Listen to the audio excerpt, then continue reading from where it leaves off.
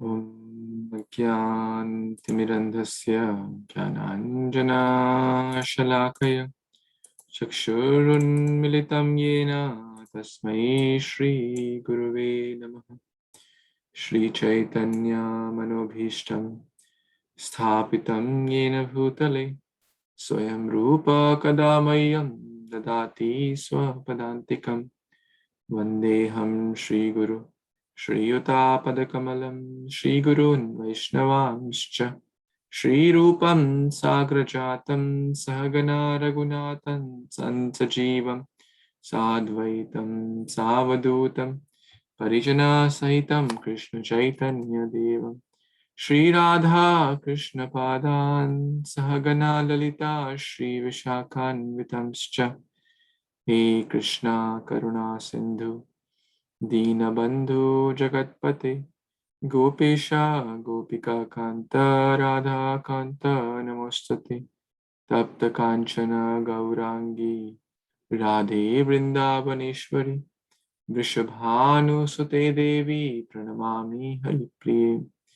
Mukam Karoti Vachalam Pangum Langayate Girim Yat Kripatamaham Vande Shri Guru Dina Tarinam Paramananda Madhavam Shri Chaitanya Ishwaram Gurve Gaurachandraya Radhikaya Tadalaye Krishnaya Krishna Bhaktaya Tadbhaktaya Namo Namaha Namami Damodara Pada Pankajam Karomi Damodara Pujanam Sada Vadami Damodara Nama Nirmalam Smarami Damodara Lila Sundaram Akama Sarvakamo Va Moksha Kama Udaradi Tivrena Bhakti Yogena Yajate Purusham Param Krishna Tvadiya Pada Pankaja Panjarantam Adyeva Me Vishato Manasa Rajahamsa Rana Prayana Samaye Kapavata Pitte Kantavarodan Vidhau Smaranan Kutaste Pahi Pahi Mahayogin Deva Deva Jagatpate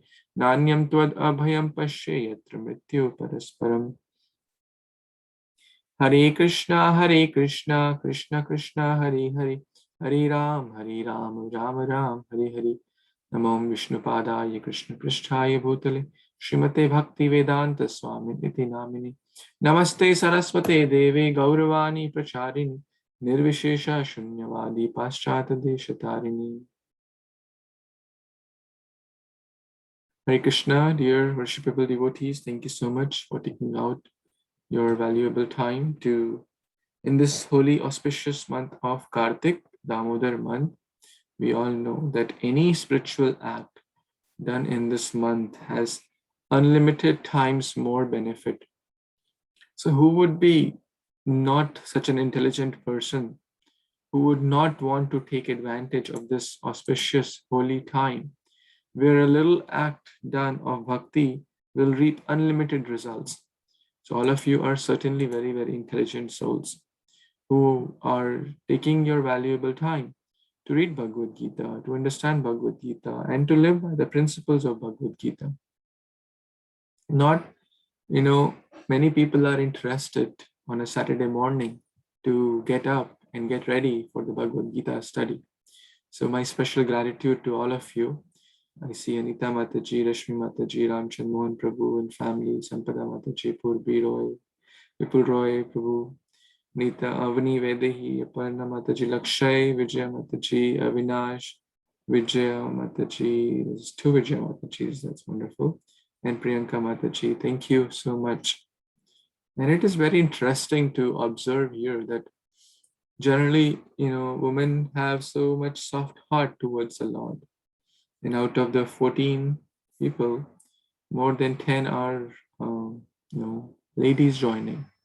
Why? Because they are more interested in understanding the real goal of life, the real pursuit of life, the understanding of Bhagavad Gita. So they are certainly very highly intelligent, those who are taking time to study Bhagavad Gita. So deep gratitude to all of you.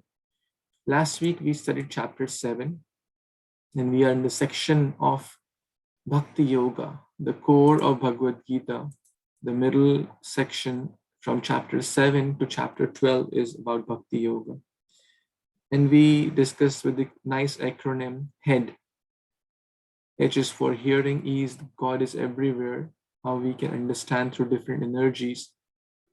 And A is for some people accept him, some people reject. And we discussed the 4 kinds of people who accept God. And we also discussed the 4 kinds of people who don't. They are not the purest of the pure, even those who come with hidden agendas, but they are certainly much better than those who don't want to come to God. And then the last is about the demigods, the D. So today we will move on to chapter 8, which is entitled Attaining the Supreme. This is the title of chapter 8. So I'm sure all of us are very eager to read this chapter. So let's begin. If you want to again read a verse, you can raise your hands, your chance will come, and keep it raised until your chance comes. So we will start with Anita Mataji, and others can also raise their hand and we'll come gradually to all of you. Hare Krishna, Prabhuji. Arjun Uvacha Kim Tad Brahma Kim Adhyatmam Kim Karma Purushottama Adibhutam Cha Kim Proktam Adi Daivam Kim Uchyate.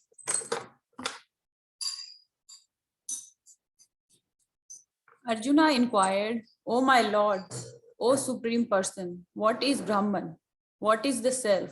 What are fruitive activities? What is this material manifestation? And what are the demigods? Please explain this to me. Hare Krishna. Back to you, Prabhuji. Hare Krishna. Thank you so much, Mataji. So we'll read the second verse also, and then we'll cover those together, because these 2 verses are spoken by Arjuna, where he's asking questions. What is this? What is that? He's asking 8 questions, and we'll discuss those. Text 2. Yes, Vedi or Avni?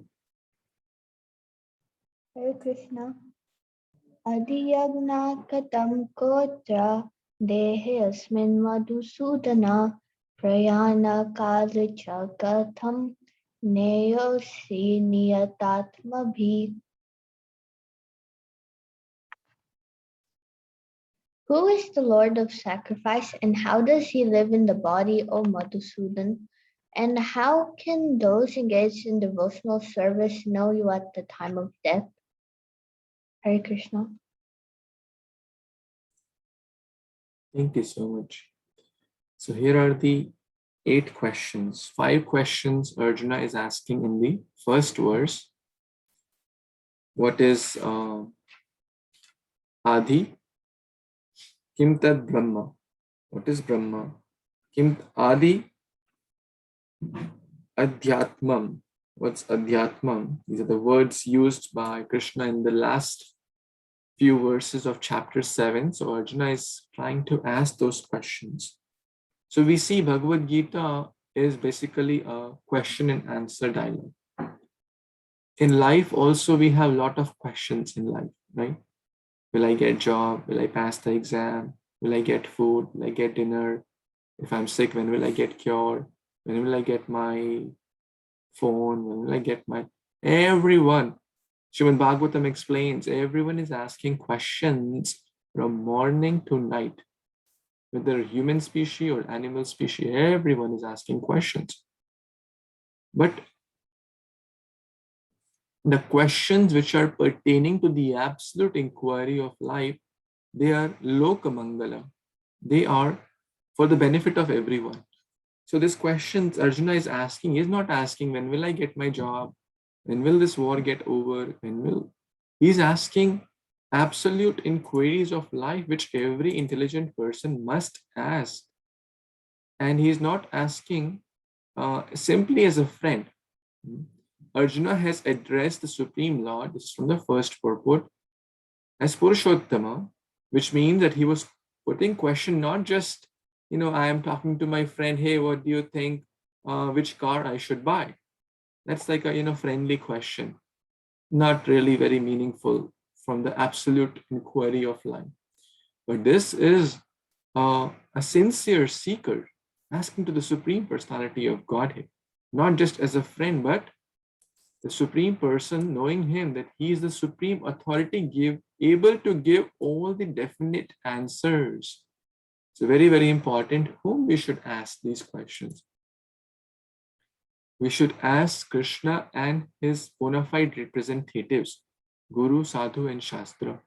If we ask on any Tom, Dick, Harry, let's say if we have to ask a physics question or a physics problem about kinematics and momentum and thermodynamics, whatnot, we will not approach any cobbler on the street. Hey, help me with this thermodynamics problem, right? We will approach a thermodynamics expert, correct? Or any subject matter expert. So similarly, Krishna is the expert, the manufacturer of all the creation. He is the cause of all causes, the master of all, the supreme Purusha, the Adi Purusha, Purushottamam. Arjuna is asking these questions to the Supreme Lord. And in the next verse also, which is also very important, he's addressed as Madhusudana. That means the one who killed the demon Madhu. So Arjuna is addressing why? Because these questions are like doubts. And that's the chapter acronym is DEAD, D-E-A-D. Okay. And the first 4 verses talk about the D of doubts. Okay? If we have to clarify our doubts, we must approach God, his scriptures, which are non-different from the Supreme Lord, his bona fide representatives, which are also non-different from him in one way. So Guru Sadhu Shastra Vakya Chittite Kuriyakya. Sometimes we make our own decisions, we ask any random person, or we feel that there is no need to even ask. I know better. I know what to do. I know how to excel in bhakti. I know everything. I don't need to ask. I don't need to check with others. I don't need to check with senior devotees. I know what's right. I know what's wrong. I can make my decisions myself. When one starts to think like that, then basically the bhakti will stop, or the progress will be very, very limited. In in engineering or doctor or any field, actually there is something called internship or apprenticeship, right? Have you all been through those phases, right? When the person does not know, maybe they may have done the theoretical education, but they have not gained experience. So in that apprentice mode or that internship mode, one is just trying to absorb, learn from the seniors who have 10s and 20 years of experience, correct? We all have been through some phases in our life for sure, where we are learning. His Grace Visheshika Prabhu and all the senior Vaishnavas say that we should always be in that apprentice mode, that we should never think that now I know a lot, now I don't need to refer to seniors. Now I am a senior devotee. So Arjuna, being a pure soul, being a friend of the Lord, being non-envious, being such a transcendental personality, is asking these questions and teaching us that we should always have this mood. Tadvidhi pranipati na pariprashnina sevaya. Bhagavad Gita does not say don't ask question. Bhagavad Gita does not encourage blind following. So we should ask question. We should always be in the mood of eagerness. Like a child, the child asks a lot of questions, right? Children ask a lot of questions. Why do we do this? Why we don't do this like this? Right? It is good way, in a good way, not in a challenging way. Let me test if Krishna knows this or not. In a humble mood with submissive inquiry to serve, Arjuna is asking. Because if the questions remain in the mind, their doubts are like demons. They will limit the progress. So both the extremes are bad, right? One extreme is I don't need to ask anything. I know everything. The other thing is asking. It's in the heart, but not asking, thinking, oh, I will disturb them. What will they say? What will he say? What will she say? The other extreme could be asking, but in the mood to challenge. I already know the answer, but let me just ask to see if he or she knows or not. There could be multiple phases of this, but the right way is, yes, we should ask. Even Rupa Goswami, Sanatan Goswami, who were experts in the science of bhakti, were very, very stalwart devotees. But when they approached Sri Chaitanya Mahaprabhu, they prostrated themselves at the lotus feet of Sri Chaitanya Mahaprabhu and asked, people call me a Pandit, and look at my foolishness, I consider myself like that. Out of great humility, they're saying this. Now you please teach me, who am I? What is the goal of life? These are the basic questions which the great Chaitanya Mahaprabhu was asked by Srila Rupa Sanatana Goswami. So we can understand how with humility we should ask questions. The word prayana kale is used. Prayana kale means at the time of death. And this is the whole chapter. These 8 questions are there.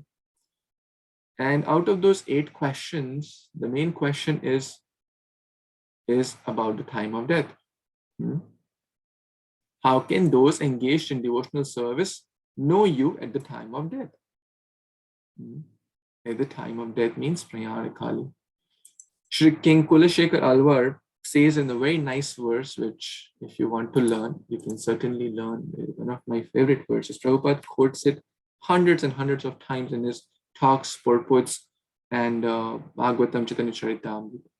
Krishna tvadiya pada pankaja panjarantam adyaiva me vishatu manasa rajahamsa prana prayanak samaye kafvat pittai kantavarodhana vidhau smaranan kutasthe. O Krishna, let my heart be absorbed in the pinjara, in the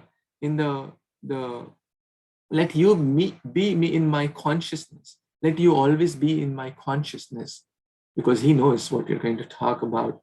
That whatever the state of consciousness one has, one will attain that. Now one may say like, okay, why are you asking now? Because he says in the next line, prana prayana samayi. At the time of prayana kala, kapha vata pittai, kantha varodhan, the voice will be choked with kapha vata pitta. At that time, only khur will come. Hare Krishna, Krishna Krishna, Hare Hare, Hare Ram, Ram Ram, Hare Hare will not be able to come from my kantha. So, O my Supreme Lord, you be in my consciousness now. And always, I will capture you. This is Damodar Leela, capturing Krishna in the ropes of love. Inviting Krishna. This is Rath Yatra also, pulling Krishna in our heart. All our festival have the same meaning. Dashera, Ram Navami. This is Lord Ram's coming. Or where is Lord Ram coming? Coming in the chamber of Ayodhya, which is full of darkness. Let's lit lamp of bhakti, so we can welcome the Lord in our hearts. So prayana kali is very, very important here. And this is the 8th question of Arjuna. So now we'll see some quick responses. But before that, let's read a little more purport from chapter 2nd verse. If someone wants to read, we read that, the meaning of Madhusudana. These doubts are like demons. Krishna is so expert in killing demons. Arjuna here addresses him as Madhusudana so that Krishna might kill the demoniac demons that arise. So when demons or doubts come, we should approach Vaishnavas, Shastras. Otherwise, those doubts will haunt us and they may probably weaken our Krishna consciousness. So we should not let doubts linger in our mind or heart. Even if sometimes it could be, sometimes people say, oh, in ISKCON, they do this, don't tell anyone, I'm telling you.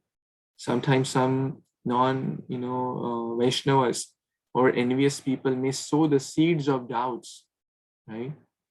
So we should always clarify those. Or even if some point is not clear, I'm not able to understand what Krishna is trying to convey, what Prabhupada is trying to convey. We should always sincerely ask. because the seeds of doubt will sprout and become demons if not properly killed by the lamp of knowledge through Guru Sadhu Shastra. So we must ask right questions, like how Arjuna is teaching us. And this is a way to ask questions. This is a summary of those 8 questions. What is Brahma? What is Adhyatma? What is Karma? What is Adi Bhuta? What is Adi Daiva? What is Adi Yagya? What is Adi Yagya or Adi? And how is Adi Yagya, the Supreme Lord, known in the body? And the last one, how to know him, you, Krishna, at the point of death, or Prayanakali. Okay, it's kind of a quick summary. So now we'll go to verse 3 and 4 and try to understand. In 3 and 4, Krishna answers the first 7 questions. So let's read those. Yes, people, want to read, please. Shri Prabhuji, Harijan devotees, downward pranam, all goes to Srila Prabhupada. Text 3. Aksharam Brahma Paramam Shabhavo Adhattam Uchyate Bhutavavo Udbhava Karo Visarga Karma Sangita. Translation by His Divine Grace is Swami Prabhupada Shri Prabhupada Joy. The Supreme Personality of Godhead said, the indestructible, transcendental living entity is called Brahman, and his eternal nature is called Adhatma, the self. Action pertaining to the development of the material bodies of the living entities is called karma, or fruitive activities. Back to Prabhuji. Hare Krishna. Hare Krishna. Thank you so much, Prabhuji. We'll read the 4th verse also, and then we will discuss these 2 verses together. Yes, Sampada, Mataji. Hare Krishna. Text 4. Adhibhutam Sharobhavaha Purusaschadi Daivatam Adhiyagyo Aham Evacha Dehe Deha Pritamvara. Translation by His Divine Grace, A.C. Bhaktivedanta Swami Srila Prabhupada Srila Bhakti. O best of the embodied beings, the physical nature which is constantly changing is called Adibhuta, the material manifestation. The universal form of the Lord, which includes all the demigods, like those of the sun and moon, is called Adidaiva. And I, the Supreme Lord, represented as a super soul in the heart of every embodied being, am called Adi Yagya, the Lord of sacrifice. Hare Krishna, Babaji, back to you. Hare Krishna. Thank you so much. So these 7 questions are explained in a quick way in these 2 verses. So what is Brahma? So Brahma here refers to the Jiva, or the spirit soul. That is the self. We're not the body, but we are the spirit soul. In different contexts, Brahma is referred differently. Sometimes we see Brahman is referred to Lord Brahma, sometimes referred to as something spiritual, like Brahma Arpanam, offering spiritual paraphernalia. Sometimes it's referred to spirit soul, as in this verse. And sometimes it's also referred to the Parabrahman, the Supreme Personality of Godhead. But in here, it is the Aksharam, indestructible, the infinitesimal, not the infinite Paramatma, the infinitesimal living entity, which is separate from the material body. That's the Brahma here. Adhyatma, the Swabhav. Jivira Swarupe Krishna Nitya Das. This is the eternal nature of, or the impression. The eternal nature is to be Krishna's servant, but because of different karma, because of different modes, we take different bodies because of our activities. Jumping to question 3 also. So let's understand the 2, 3, 4 kind of together. So Adibhuta is the Prakriti, or the material nature consisting of material elements. So because of the kind of activities we do, we take different bodies, right? From one body to the other, we keep moving. Punarapi Charanam. Punarapi Maranam, Punarapi Jatare Jatare Shainam. Different bodies of different mothers, as cow, as dog, as donkey, as ant and squirrel, whatnot. Why? Because of the different modes or the material nature. We do different activities. Everything is divided into different modes: goodness, passion, ignorance, which with the different colors we discussed last time in 7.12. But Krishna is above those. So the eternal Swabhava, it's never lost, but it is covered. We discussed the example of the iron covered with the rust. The iron has the dormant magnetism, but when it is covered with the temporary nature of rust, the dormant magnetism is not lost, it's covered. But when we follow the process of bhakti or Krishna consciousness, then we can shave off or file the lust of rust, and the love of God will rekindle. So these are the three: Swabhava, Karma, the fruitive activities, and Adi Bhuta, reflecting Prakriti. Then discussion about Adi Deva. Krishna is the Supreme Lord, and in his material manifestation, he also expands as Virata Purusha, which includes all the demigods as well. That is the Adi Deva. Adi Yagya is Paramatma.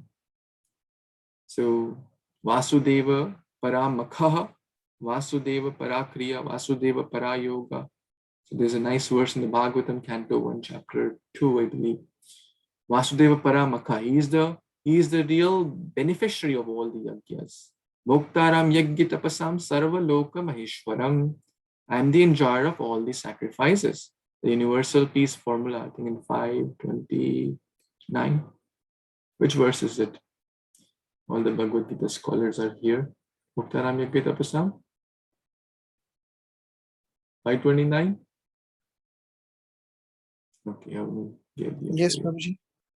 Okay, wonderful. That Krishna is the real beneficiary or the enjoyer. Then where is Adi Yagya situated? Who can prove with a verse or two? Where is Paramatma situated in our hearts? Who can prove with a verse? Okay, I already gave the answer.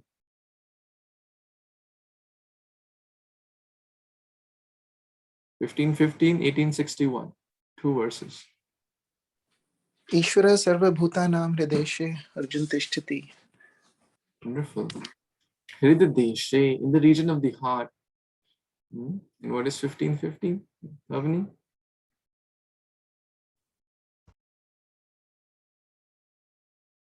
Sarvasya. Sarvasya chaham hridhi sannivishto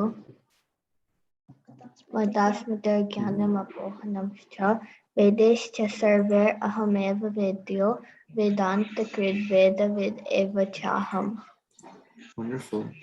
Thank you. You have to keep practicing, okay, for those who have learned the 50 verses, otherwise we may forget. So in those two verses, and of course here also, it's very clearly mentioned that Krishna is present in the heart. As we see here, also text number 4. The super soul in the heart of every living entity. So these were the 7 questions asked, okay?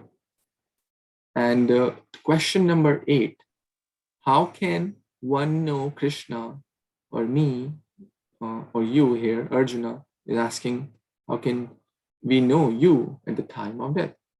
This is the main subject of question number 8, so which we will discuss in great detail. The first 4 verses, the acronym is dead, and the first 4 verses clarified Arjuna's doubt of the D is doubt, okay, D-E-A-D. So now we'll come to E, and the E is end of life, right? How many of you have seen movies in your life, or movie? Anyone has seen? All of you have seen, right? Maybe 10 years back, maybe 20 years back, maybe whatever time. I'm not asking that, right? Let's say you go for a movie, okay? And your friend has already watched it. And it's especially like a suspense movie. and your friend tells, and you know what will happen to the hero or the villain? At the end of the movie, this will happen. Will you like it to know? You won't like it, right? You won't like it. Everyone won't like it, correct? This is the real situation in this world. What is the climax of life? Death. Life is a preparation. Death is the real exam. The whole life is a preparation for that death. But if we talk, let's say if if we talk, hey, we all know this, that no one is going to live forever, isn't it? Srila Yudhishthir Maharaj was asked by Yaksha this famous question, that what is the most astonishing thing in life? And he replied with this verse from Vanaparva in the Mahabharata. Anyone wants to read the reply in the translation? Those who haven't read, please raise your hands. Your chance will come. It's not just for the Bhagavad Gita verses, whatever reading we are doing. Lakshay? Yes, Prabhuji. Ahanyahani bhutani gachantiha yaman yam sheshash tavaram ichanti kim aschariyam artaparam. Hundreds and thousands of living entities meet death at every moment. But a foolish living being nonetheless thinks himself deathless and does not prepare for death. This is the most powerful, wonderful thing in the world. Everyone has to die because everyone is fully under the control of material nature, yet everyone thinks that he is independent. That whatever he likes, he can do and he will never meet death, but live forever. And so on. Hare Krishna Prabhuji. Hare Krishna. Isn't this verse very powerful? Every day, thousands of living entities, thousands of, what to forget about the other living entities. Of course, due respect to them. Humans, thousands and maybe tens of thousands of. And they are not just, okay, one may say, well, I don't care. Well, how many of you have in your family or your acquaintance, your relatives, you've seen some form of death, right? It could be your grandfather, it could be someone, right? We all have seen, right? I mean, there's no one can say that, seen in the sense or know or aware of. We may not be present at that moment, that's a different thing, but at least we are aware that that person who was there in the past is now gone, correct? And how many of us at least know someone that they didn't die at 80 years, 90 years? They were maybe 10 years, they were 5 years, 20 years, 30 years, right? We all know or have heard, maybe in the news, maybe some distant acquaintance or somewhere, right? We all have read, heard, or know those. So what does it tell? Very, very important verse, that it's not that, I will live here forever. Very, very simple, conclusion of Bhagavad Gita, that one who is born will die. But the soul will keep moving. So the intelligent person, a foolish will not like to know, right? As mentioned here, a foolish living entity nonetheless thinks I will be deathless and I won't prepare for death. They don't talk about death. Why are you talking about the climax of the movie? Let's just enjoy life, right? Let's just enjoy the movie. Forget about the climax. Forget about what's going to happen 20 years from now, 30 years from now, 40. Well, first of all, we don't know, point number one, that is it going to happen 20 years from now or 40 years from now or 50 years from now or 2 seconds from now. Nothing is certain in this world, right? Well, our movement is not to be death conscious. Our movement is to understand the teachings of Bhagavad Gita and to prepare for it. that if it comes 2 seconds from now, or 2 years from now, or 20 years, or 50 years, I am ready. This is our consciousness. This is our Krishna consciousness movement. Not to be death conscious, but Krishna conscious. So no matter whatever time it comes, I will face it boldly. This is an ostrich. Some of you may have seen an ostrich. An ostrich, when the tiger of death is coming to devour her, she puts her head in the sand and saying, hey, nothing, everything is good. I don't see the tiger. Everything is rosy, cozy. Enjoy life. But it's just a matter of few more seconds. Whether one lives 20 years or 80 years, that's not a big deal. Because from the eternal journey of life, 20 years, 40 years, 80 years, it's pretty much the same, right? If it's like an infinite line in 1 dot or 2 dot, does it really make a difference? Not really. So the Bhagavatam says, it does not matter how many years one lives. Correct? It matters whether one lives a few moments or even 1 moment of Krishna consciousness. So materialistic people try to just say, forget about death, don't talk about death, don't bring this topic. Life, just enjoy life. But spiritualists, they say, is something going to come to me as well. When we are going from one city to the other, don't we all prepare? Don't we all prepare our bags? Where will I eat? Where will I stay? How will I travel? We all prepare. Even for going for like a 2 or 3 days of vacation. We don't just do things randomly. We prepare ourselves, what things we need to take, right? Where will I live? What will I eat? Whom will I meet? Or where will I go? We all prepare. So something which is as certain as death, we should also prepare. And these is the verses which will help us to prepare for the real thing, which is the death. And this also comes in the Srimad Bhagavatam. Parikshit Maharaj is to Shukadeva Goswami in the Canto 1. O trustworthy Brahmanas, I now ask you about my immediate duty.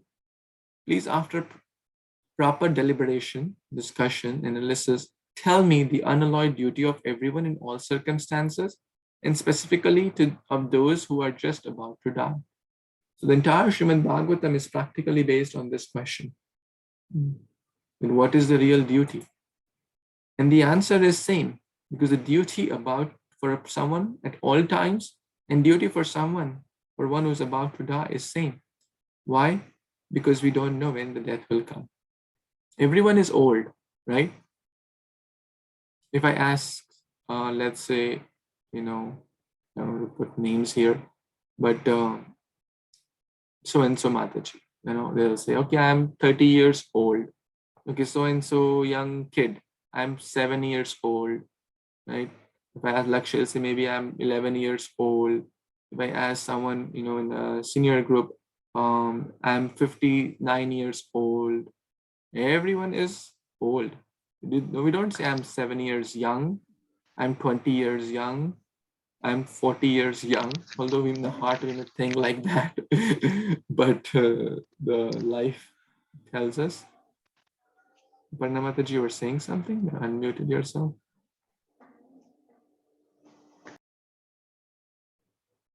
Krishna. So everyone is old. Although an 80-year-old may also have a 20-year, 80-year-old may have a 20-year plan. But when the time of death comes, then nothing. The best of the beautiful people cannot stop it. The wealth cannot stop it. Good health cannot stop it. There are sometimes, very, very people with good health, with nice body, going to gym and doing all sorts of exercise and running and whatnot. And next moment you get to know, like, oh, died of a heart attack, 40 years, right? Have you all heard of it? Right? You may have heard. That yesterday he seemed to be just perfect. Have you all heard, at least? If you've not seen, at least we have heard in some of our friends, relatives, acquaintance. So many cases. Still yesterday he was just fine. I met him. I had dinner with him. Everything was just fine. and then tomorrow he's gone or she's gone. So very, very uncertain. So intelligent person prepares for it. We are not death conscious, but if by being Krishna conscious, we'll be able to overcome death. That's some whole topic of bhakti. By giving material solutions to material problems, the real problem out of the birth, old age, disease, death is death is certain.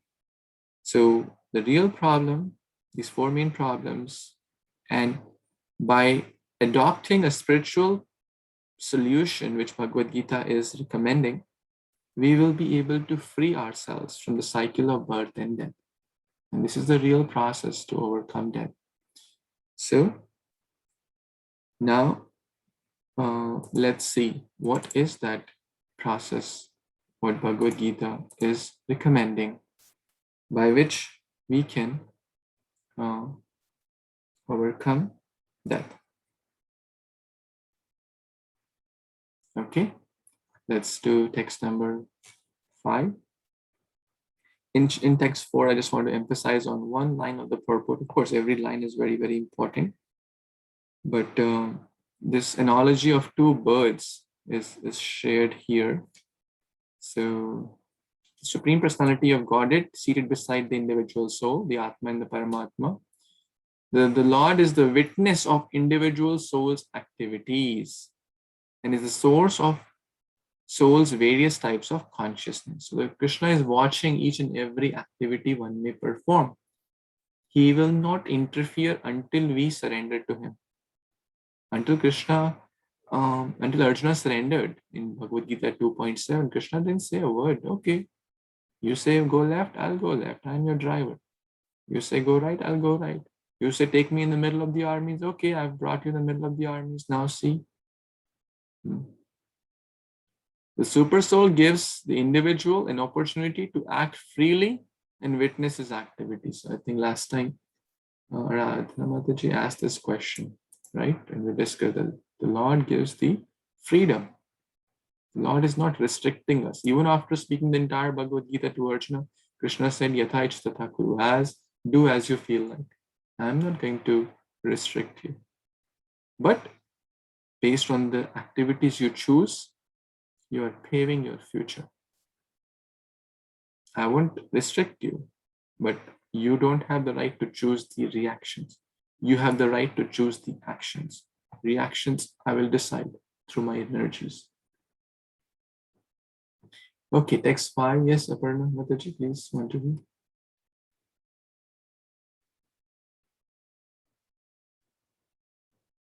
Avni? Hare Krishna. अंतकाले च ममावः स्मरन् मुक्ता कलेवरं या प्रयाति सा मदावा याति नस्त यंत्र संशय. Translation: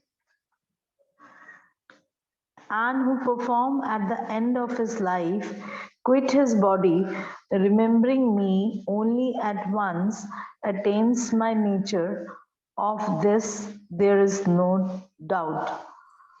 Back to you. Hare Hare Krishna. Thank you so much. This is a very, very important verse, which basically tells the answer to the 8th question: how can one attain you at the time of death? One who remembers you at the time of death at once attains your nature, basically. Or me here is Krishna is speaking this verse. One who remembers Krishna alone at the time of death, he will certainly go back home, back to Godhead. He'll be free from the cycle of birth and death.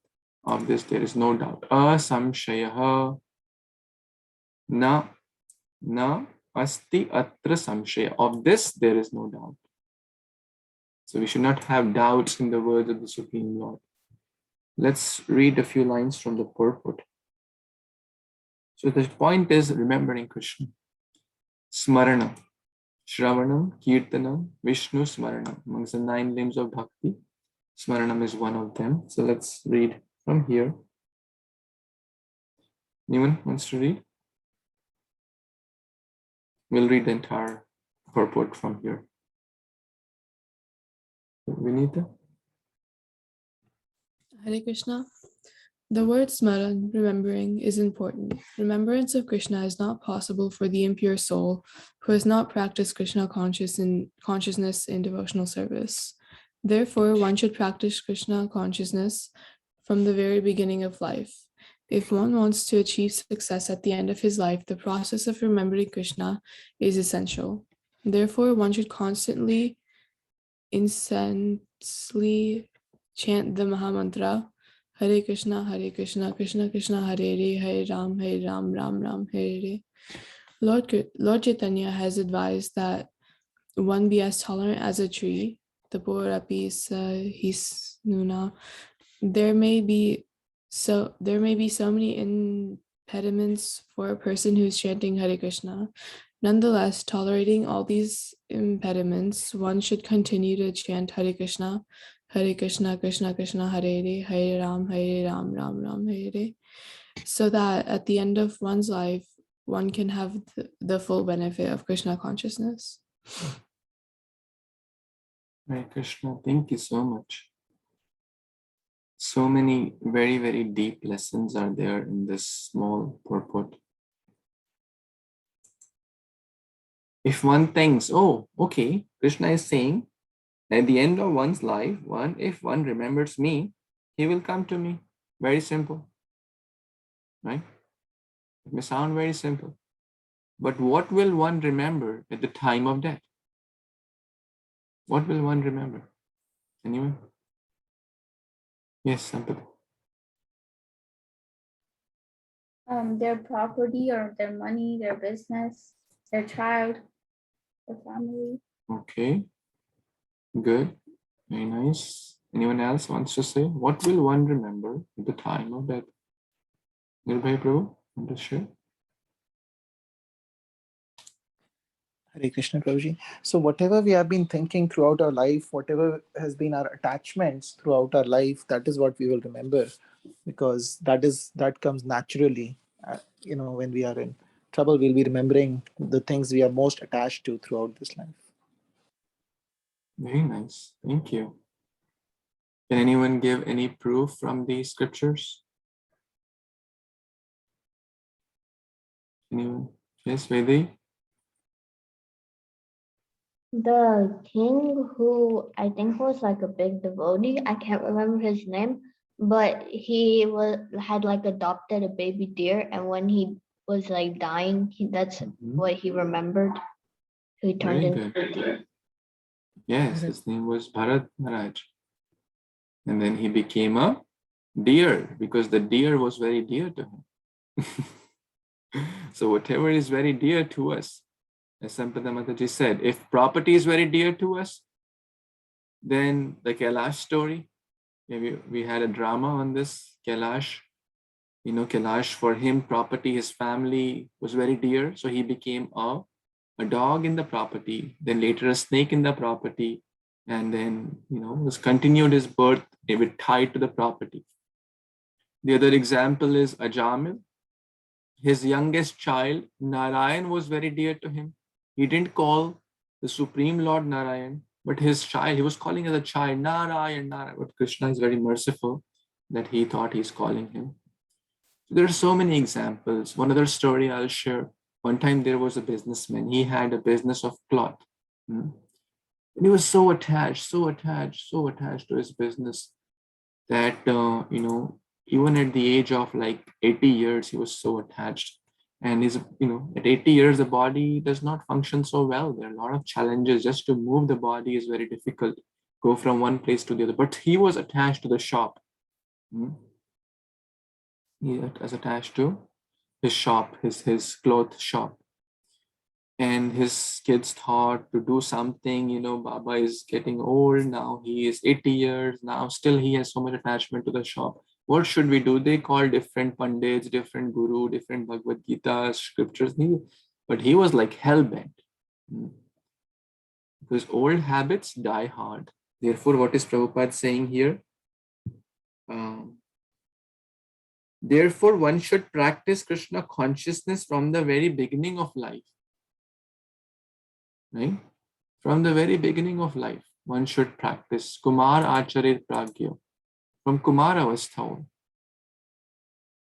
for preparing for IIT or MBBS, people start nowadays from 5th grade only, right? Which is an exam for getting into a good college. People prepare so much from, one was joking that later they'll start preparing from mother's womb to go into IIT. I'm not surprised with that, because, but this is just a temporary thing which people prepare so much. I'm not saying any commenting on that, but the point is something which is as important as that, how much we should prepare. Some people say bhakti should be done at the very last end of the life, right? Someone was, was practicing Krishna consciousness. Amogila Prabhu shares the story. Amogila Prabhu he was doing maybe japa in a park, and he met an uncle. He must be in his like 20s or early 30s. He met an uncle who was in 70s in the park. He said, uncle said, hey, you are young boy. What are you doing this mala, Hare Krishna? Enjoy life. When you come to my age, then you do Hare Krishna. He said, uncle, he said, okay, uncle, very good idea. You take the mala, I'm going to watch movie. You come to the temple, you read Bhagavatam, you read Bhagavad Gita. Will you do it? Uncle said, no, beta, you keep doing. You are doing nice thing. Because old habits die hard. In the old age, the senses are, one has already been doing. If someone has been smoking, drinking, eating meat throughout one's life, do you think it will be very easy for him or her to give up? Very difficult. When the clay pot has not been baked, it can be given any shape by the potter. So childhood or the youth is the time to shape our consciousness in a good way, so that rather than polluting it with lust, anger, greed, TV, internet, all the wrong things in there, why don't we saturate our consciousness with Bhagavad Gita, chanting, reading? Prabhupada is repeating the Hare Krishna Mahamantra twice completely, not just saying Hare Krishna mantra. Hare Krishna, Krishna Krishna, Hare Hare, Hare Ram, Ram Ram, Hare Hare. If one wants to achieve success, repeating from the purport, the process of remembering is essential. Life is practice. If you practice it throughout the time, then only will remember. Back to the cloth merchant story. So his friends, his neighbors, his children did multiple endeavors so that this person can understand, Baba, now you are 80 years old. Now forget about the cloth. Now forget about the profits and the gains and the business and the revenue. Now you focus on Hare Krishna. He said, no, Hare Baba, shop, everyone, who will take care of the shop? All of you are here. Then finally they said, let's take him to Gaya, to Varanasi, where the dead bodies are burned. Maybe when he see the dead bodies burning, then he will understand that I am also, a temporary in this body. My body is temporary. I will also be burned very soon like this. And when he went to Gaya, the Varanasi Ghat, the Triveni Sangam, saw the bodies burning, and he started crying. He started really crying. And everyone thought, okay, this is working. That's what we really wanted him to understand, the goal of life. The body is temporary. You will die one day. And then the few pandits and the family members asked, Baba, why are you crying? He said, oh Baba, oh my God, I did such a big mistake. Looks like he understood the message of life. He said, oh my God, I am a fool number one. The whole life, I thought selling cloth is the biggest business opportunity to get good profit, good revenue. But the real opportunity is here in the wood business. So much wood. The people are coming every second someone is dying, and the people are coming and dying. If I would have done wood business, I would have been a millionaire by now. And then guess what? He died. Thinking of more profits, thinking of wood. Maybe became a wood creeper, right? So this is life. In old age, it's very hard to bend. Therefore, it's Prabhupada is recommending, Prahlad Maharaj is recommending, all the great souls recommend. And therefore, we should train our kids very nicely. So many wonderful kids are present. And kids will be trained if parents are trained. Very simple. Sometimes parents expect my child should be like Prahlad, and I'll be like Hiranyakashipu. It doesn't work like that. So if the parents are nice Krishna conscious devotees, Hiranyakashipu and Prahlad is maybe one rare example, but mostly it doesn't work like that. Mostly, if the parents are good, Krishna conscious, the child, the daughter, the son, they'll be good in their bhakti. If the parents have other priorities, the parents will, I watch TV, you go to Bhagavad Gita class, you read Bhagavad Gita, I'll watch TV. It doesn't work like that. So it is a together we have to grow in bhakti. So very, very important point. So practice, that's the main point. From an early age, that's another very important point. And guess what? Will ups and downs come? Prabhupada is saying, yes. Impediments will come. Yes, the impediments will come for sure. So nonetheless, tolerating all the impediments, ups and downs will come in the life of devotee. But we have to keep chanting Hare Krishna, Krishna Krishna, Hare Hare, Hare Rama, Rama Rama, Hare Hare. Prabhupada is repeating twice the Hare Krishna Mahamantra in this, so we can imagine the importance. One has to be, Lord Chaitanya is advising Trinadapi Sunichina, be tolerant, Tam Stitikshva Swabharata, Titikshva Karunika. So many verses talk about the same point, that one must tolerate the ups and downs. We discuss about the tolerating the dualities, Nirdvandamo. Ups and downs will come. Wealth and disease, health and disease will come. Wealth and poverty will come. But nonetheless, one has to tolerate. His Holiness Radhanath Maharaj was giving a very nice example of a devotee who passed away in the time he was giving the class. So I don't know the year, but the lesson is very important. Hare Krishna Kushis. Good to see you after a long time. Thank you, Prabhuji.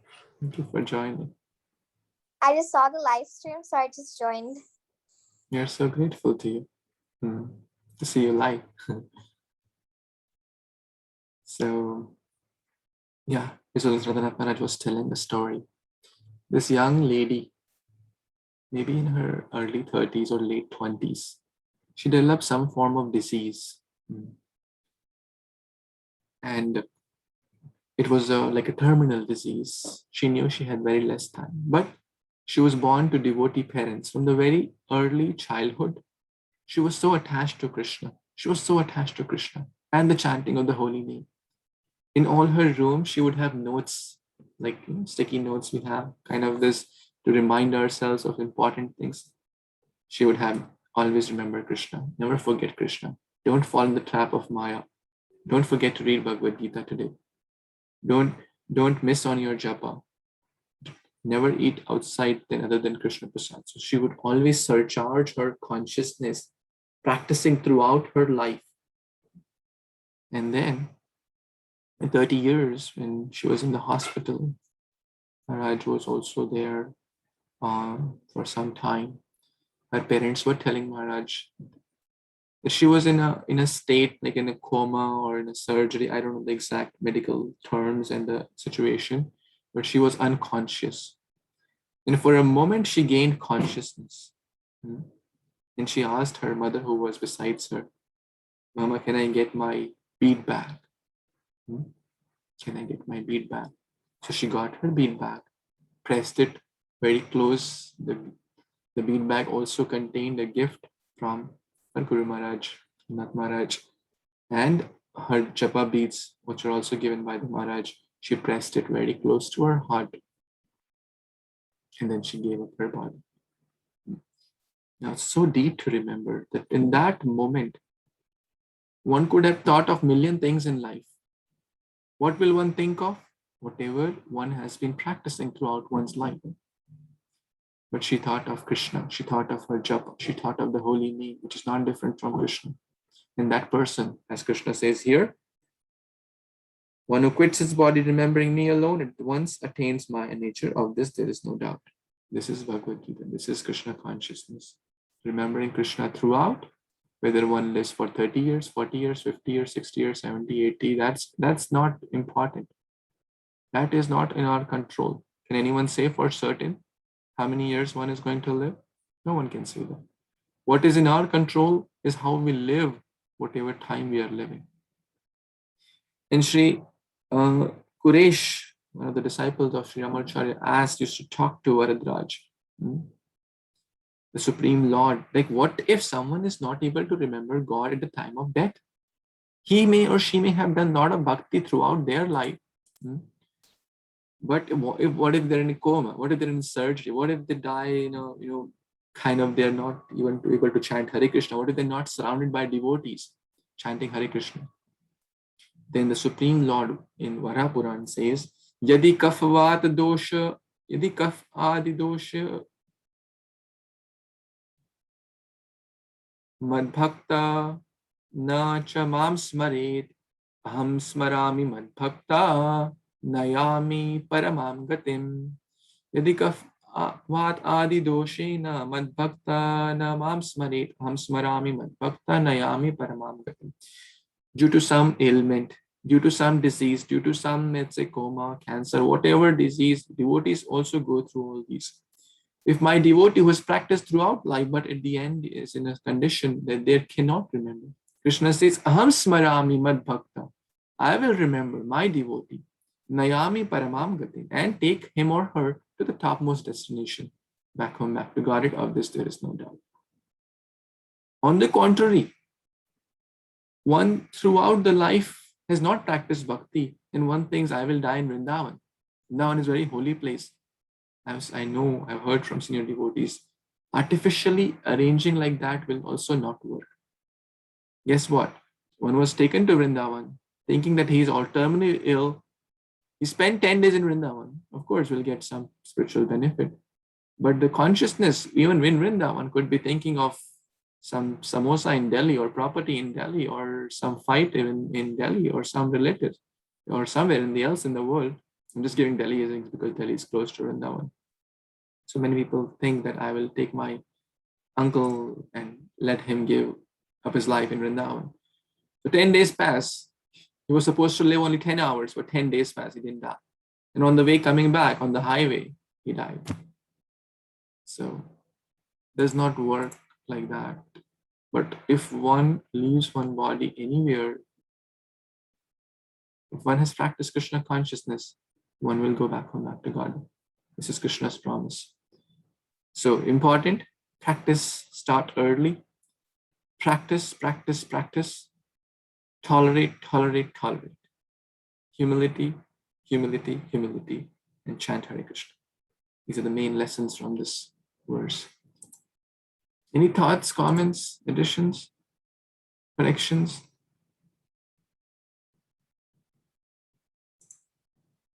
Okay, let's see, maybe the next verse, which is quite similar. So, Shavani, want to read? Hey Krishna, yam yam vapi smaran bhavam yajite antakalevaram tam tam evati konteya satat tad bhava bhavita. Translation: whatever state of being one remembers when he quits his body, O son of Kunti, that state he will attain without fail. Hare Krishna, back to you, Prabhuji. Hare Krishna. Thank you so much. So these are similar verses. We covered multiple examples of the businessman, of Ajamil, of Bharat Maharaj, and multiple others of that wonderful devotee who thought of Krishna in the bead bag. So this is more generic. The first one was more specific. If one remembers Krishna, one will get that. If one remembers deer, one will get. If one remembers like Kailash property, one will become a dog in the property. And when a snake in the property, then the grandkids kill that snake. So very, very important point. The process of changing one's nature at critical moment of death is explained here. So And we also discussed that artificially one cannot remember anything, right? So Prabhupada is also giving the example of the deer. Of course, one's thoughts during the course of one's life accumulate to influence one's thought at the moment of death. So this creates one's next life. This is the principle of transmigration. One's thought throughout the course of life we are developing, impressions. These are called samskaras, impressions. We are chanting Hare Krishna, we are developing some impression. We are going to the temple, we are developing some impression. We are reading Bhagavad Gita, we are developing some impression. We are being with the devotees, we are developing some impression. We are eating Krishna Prasad, we are developing impressions around our consciousness. Good impressions, Krishna conscious impressions. We are going to Rath Yatra. It is said at the time of death, the entire tape of life or reel of life is shown. So the more impressions in that reel we can have Krishna conscious, the more likelihood will be that we will remember Krishna, isn't it? Now, on the contrary, if one is going to, let's say, TV impressions, heroine impressions, football impressions, this impressions and dance impression, casino impressions, alcohol impressions, meat eating impressions, all the bad impressions, talking nonsense impressions, criticizing impressions, fault finding impressions, then the reel is getting loaded with more and more of bad impressions, right? And guess what? The likelihood of remembering those will increase. Pretty straightforward. Do you all agree with that? She agrees. Good. So this is very simple, straightforward formula of transmigration into the next body. The more we remember throughout the life, Krishna, and Prabhupada is, so we can imagine the importance of these verses. Prabhupada is again quoting the full Hare Krishna Mahamantra. These are very important verses in chapter 8, 8.5, 6, and 7. If one is transcendentally absorbed in Krishna's service, then his next body will be transcendental or spiritual, not material. Therefore, the chanting of Hare Krishna, Krishna Krishna, Hare Hare, Hare Rama, Rama Rama, Hare Hare is the best process for successfully changing one's state of being at the end of one's life. So everyone should chant the Hare Krishna Mahamantra every day without fail. This is building that impression. I know some of you chant 2 rounds, 4 rounds, some 16 rounds, which is very good. But why is Prabhupada repeating it like 3 times in the same page practically? Because there is no other way, no other way, no other way in the age of Kali Yuga. Kalidoshi nidhi rajanaste veka mahan guna kirtanadi Krishna se mukta sangha paramcha. Nam namakari bahuda nija sarva shakti satra pitaniyamita smaraniyata. These are the recommended by Chaitanya Mahaprabhu, all our great acharyas. Kalidoshi nidhi rajanaste veka mahan guna. What's that words? No other way.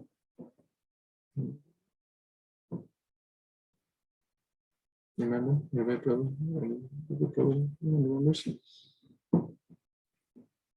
Naiva. I'm forgetting that.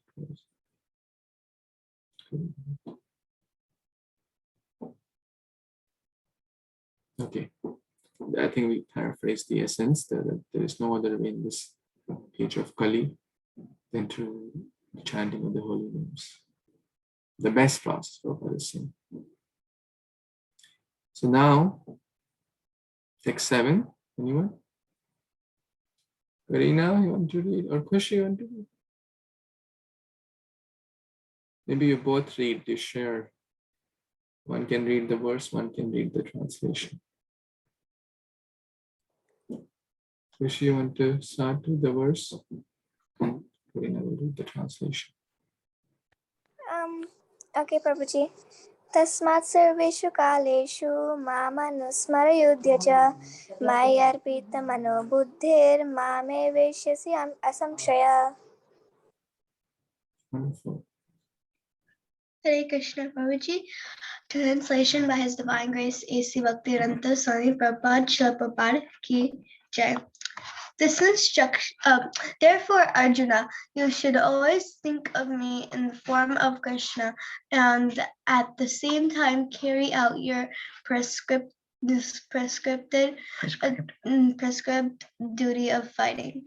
With your activities dedicated to me and your mind and intelligence fixed on me, you will attain me without doubt. Wonderful. It's a very important verse after the text 5 and 6. Tasmat, therefore. So to remember at the time of death, Krishna, we must therefore think of him at all times. Sarva kala. Sarva means all, kala means time. Tasmat, therefore, at all times, what do? Anusmara, remember me. Yuddha, fight. So we can remember Krishna at all times. While eating, we can remember Krishna. While dancing, we can remember Krishna. While driving, we can remember Krishna. While doing household chores, we can remember Krishna. By brushing our teeth, we can remember Krishna. Through kirtan, through practically even devotees put some bhajan even while sleeping, right? Because our ears are active, right? Even while sleeping. Mata Yashoda was also doing that. Dadi nirmanthane kale smaranti tani agayata. She was doing churning of butter. We all know this story in the Damodar Leela. She was churning butter, and what was she doing? She was singing the poeticized songs about Krishna's pastime, and she was remembering Krishna's pastimes. So her duty was not to fight like Arjuna. Her duty was to make butter for Krishna. So whatever our duties are, we can remember those. We go to hospital, we go to school, we go to college, we go to our workplace, we go to our home, we are in any part, all times basically. All times means 24/7. Now one may say, well, 24/7 is very difficult, then Srila. At least we try to remember at certain dedicated time. So we all should have a fixed time or fixed number of rounds, we show our quota. So at least this much I will, for sure not miss. Rest is bonus. Because sometimes, people say, we remember Krishna all the time. After sleeping and before waking up, we remember him. He said, I remember Krishna all the time. That's not like that. And how many rounds when you come to temple, you remember Krishna all the time? No. I just do from my home. I just in the morning say Om Jai Jagadish Hari. That's my remembrance, all done. Whole day I will watch movies, cricket, this, that, and I've remembered Krishna. It's not that easy to remember Krishna all the time, isn't it?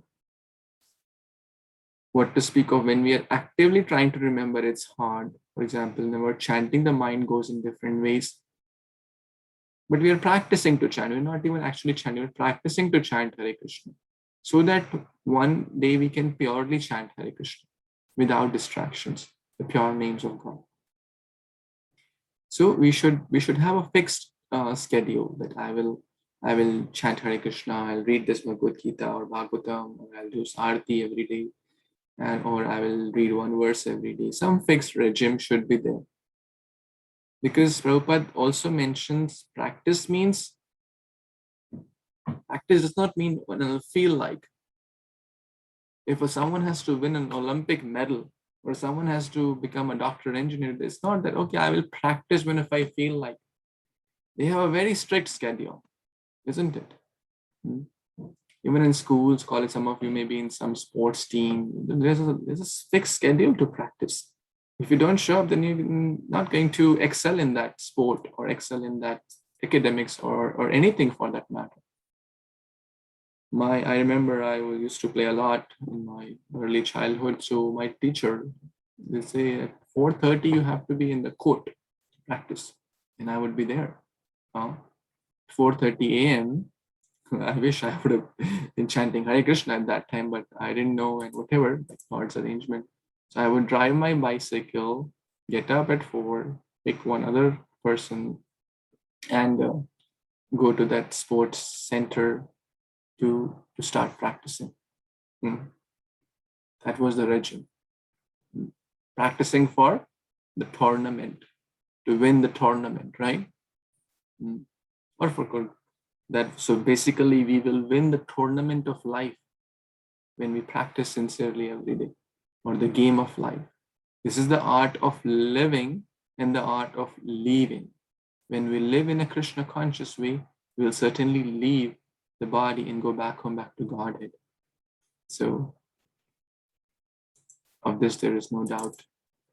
So our yuddha is our different duties, conditional duties we all have. It could be studies for some, it could be job, it could be household chores, it could be, but while doing those and having a fixed schedule, we should remember, Mai arpita mano buddhir, your mind, your buddhi, offer it to me. In that way, again, this word is coming, asamshaya, text 5 also had it, text 7 also, asamshaya, without doubt, you will come to me. Very, very important point here. The Lord does not say that one should give up prescribed duty. Some people say, well, should I give up my job to chant Hare Krishna? Should I give up my wife, my children, my husband, my home, my car? No, one can have all this. One can continue them, right? Whatever state one is, one does not need to change the paristhiti. One has to change the manosthiti, the state of mind, the state of heart one has to change. By changing the externals, as I said, one can go to Vrindavan and still be thinking of materialistic things. But on the contrary, one could be in Tampa, in Jackson, in New York, in Rochester, in New Delhi, and still be Krishna conscious in the association of devotees, practicing every day to be Krishna conscious. So this clarifies doubt which many people have, that we don't need to change our externals. We have to work on the internals, the state of mind and consciousness. That's the formula to free ourselves. And this is the E. We are discussing the D of doubt till text 4. The 5 to 8 is E, end of life. One last verse we'll quickly do. Who has not yet read, wants to read? Or let's see if anyone, I don't want to rush through. If anyone has questions or comments or additions, we can take that. We can always cover text 8 later as well. Or if anyone has anything which struck you and you want to share. Anyone?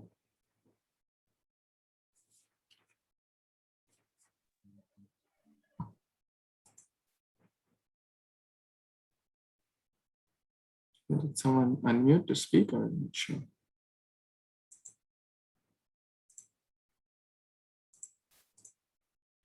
Okay, then let's cover one last verse for today and then we will pause. Text 8. Let's read. Yes, Natasha Mataji, please. Hare Krishna Prabhuji, Dandat Pranam all devotees.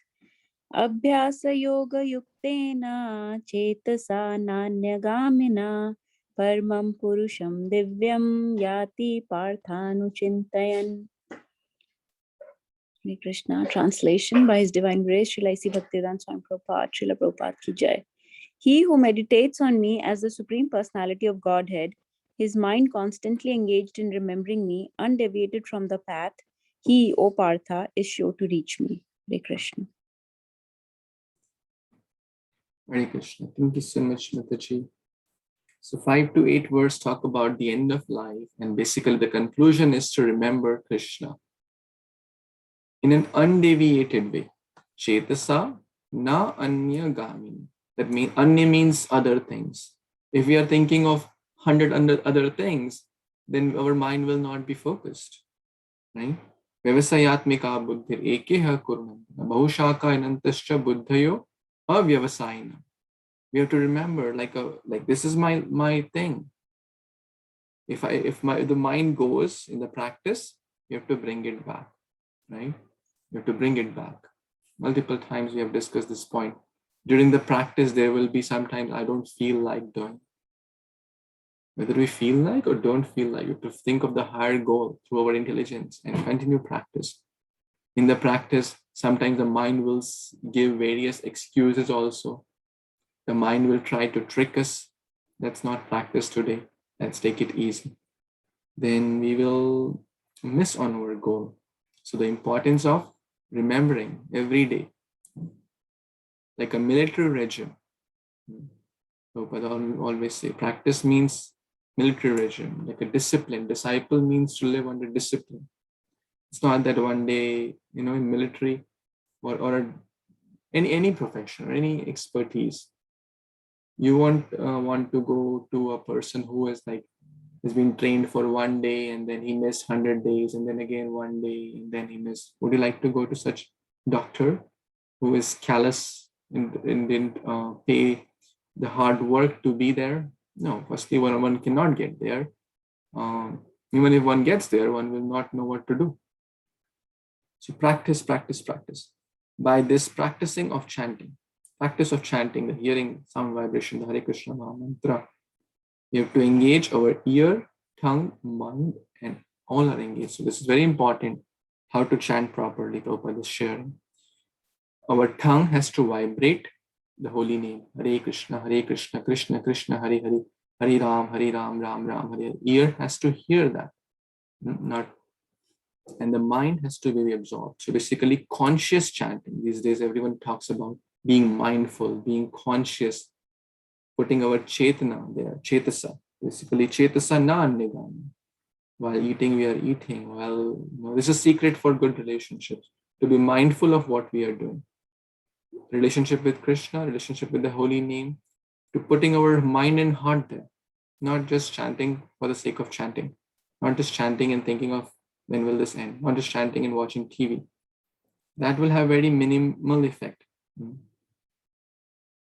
So practice, again, importance of practice is shared here. It's very easy to practice. This is the mystic meditation process. Easy to practice. Easy for easy, difficult for difficult. So if one continues to do so, remembering the names of Lord through chanting, through reading, hearing, Bhagavatam, bhajans, etc. This is the process for Kali Yuga. If we constantly think of Krishna, it is certain at the end of our lives, we shall have the same bodily constitution as Krishna. That means we will attain a spiritual body. It's not that one will become God, one will get a transcendental spiritual body. One does not have to take birth. Yad gatva nani vartante tad dham paramam. One will not take birth again in the material cycle of repeated birth. This is till text 8. So we covered the D of doubts and E of end of life. What to do, how to do, why to do. We discuss all those points. And the essence is to practice, to tolerate the ups and downs, to practice mindfully, trying to bring back our mind, trying to be humble and honest and sincere, and then Krishna will certainly help. So thank you for giving this chance to study Bhagavad Gita on this month of Kartik. So if anyone has any comments, additions, or questions, maybe we can take one or two before we wrap up. Hare Krishna. Anyone? Or any reflections? Reflection is something which really struck you, or kind of a take-home message in your own paraphrased language.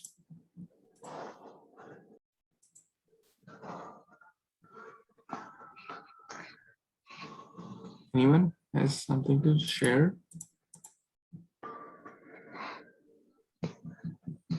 In the last line of verse 8, it's written similarly, if we constantly think of Krishna, it is certain that at the end of our lives, we shall have the same bodily constitution as Krishna. Is it in reality? Yes. The bodily constitution is basically Satchid Ananda. Our material body is made up of right now earth, water, fire, air, ether, which are temporary. From earth we came, and from earth these elements will go. But when one goes back home, like all the Vishnu Dutas, or all the Vasis in the Goloka Vrindavan, or in all the spiritual planets, they have the body which is made up of the spiritual elements, spiritual Sach it Ananda, eternal, full of knowledge and full of bliss. So they will, yes, they will get the same bodily constitution. They will not become God. They will continue to remain the servants of God, but they will be eternal servants. And they will not have a material body. They will have a spiritual body. So yes, Sachidananda body. Namam Ishwaram Sachidananda Rupam Lasat Kundalam Gokule Bhajamanam. Sachidananda Rupam is Krishna's body. So yes, the spiritual Vasis, the residents of spiritual world, also have Sachidananda Rupa. But it is in the mood of the servant, not the enjoyer. Does that help? Why the rich people cannot change their, I mean to say, you said one can change manusthiti and not paristhiti. In their lips, it is always Hey Ram, Hey Krishna. But why the middle class or the higher class cannot change this thing? Why it is not on their lips? Well, it's not about just the position. Changing paristhiti means externals. Paristhiti means situations. So first of all, who is rich, who is poor is a very relative term. A millionaire thinks who I'm poor, and someone who has 10 million is rich, right? Someone who has 10 million thinks I'm poor, and who has 100 million is rich. So there's always, if one is not satisfied with what one has, one will continue to be poor in spite of having the whole world's wealth. So this is a very relative term. But even let's say from a kind of a general scale, we say, yes, Kunti Maharani also says, Janma Ishware Shruta Shribhi, Edamana Madapuman, Neva Avahartya Vidhatum, Vai Tuam Akinchana Gocharam. So this wealth can be an obstacle. I know a lot of devotees who have a lot of good wealth and they have a lot of good Krishna consciousness. And I know a lot of people who have good wealth and they are not Krishna conscious. So it's not just, it can be an impediment. It certainly is an impediment, but it is not like, for example, like Amrish Prabhu, the great grandson of Henry Ford.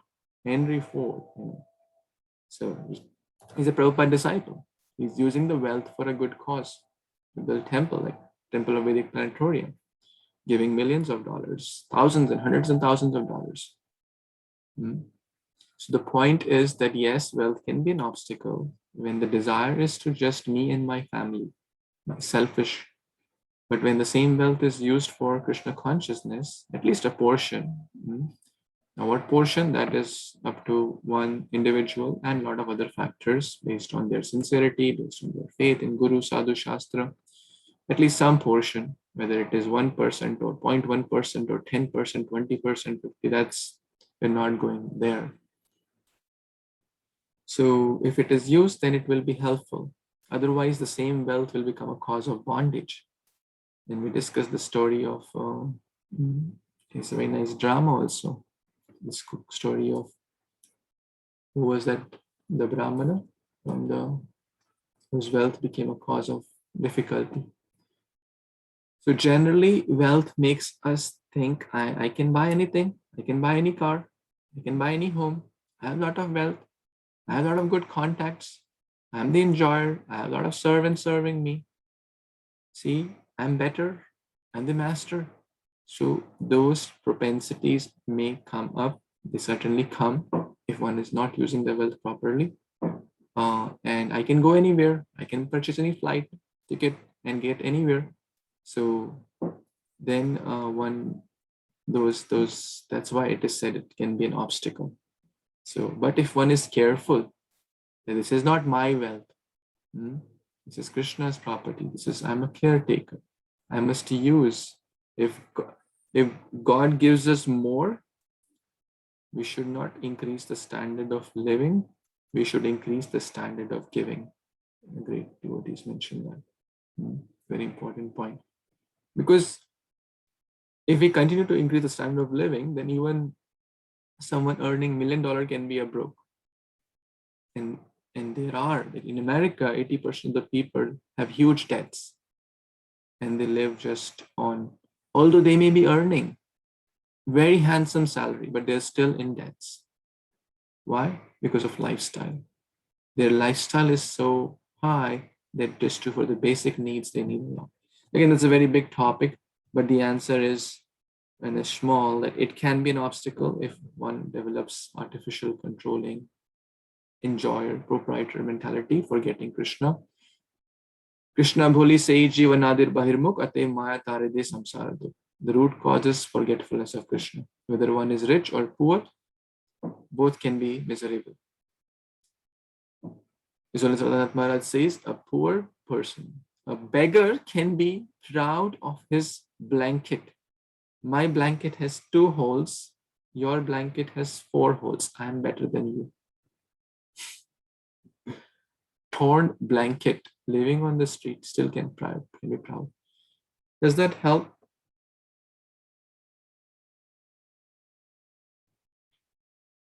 Okay, I don't want to delay any further. We're already a little over time, so we'll pause here. Thank you so much for tolerating me and giving your wonderful association. I'm so grateful to all of you. Hare Krishna, Bhagavad Gita, Upanishad ki jai, Shri Prabhupada ki jai, Samaveta Gaur Bhaktivinoda ki jai, Vanchakalpatarubhyascha Kripasindhubhya Vacha, Patitanam Pavanebhyo, Vaishnavebhyo Namo Namaha. Thank you. Haribol. Hare Krishna. Hare Krishna, Prabhuji. Thank you, Prabhuji. Hare Krishna. Krishna, Haribol. Hare Krishna.